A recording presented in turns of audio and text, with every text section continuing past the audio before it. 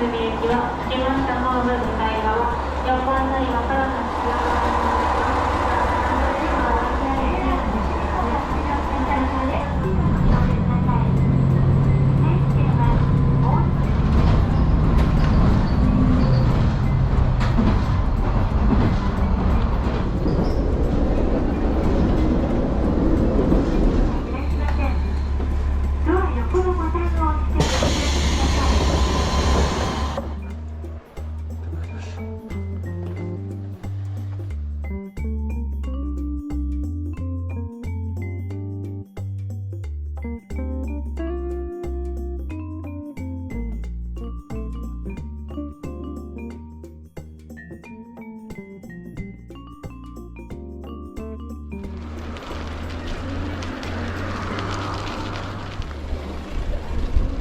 ああ、いいな。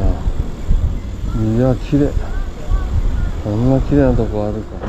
すげえな、ここ。なんだこれ。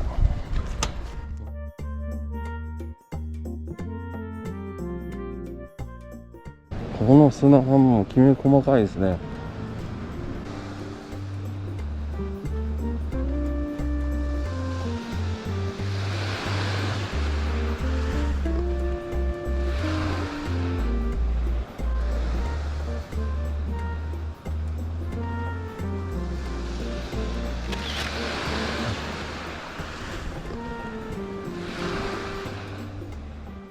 すごい。北前線のですね。北前船は結構太平洋航路でね、ちょっと危険が多いので、この日本海の方が割と江戸時代、明治まではあれだったんですね。発達しましたね。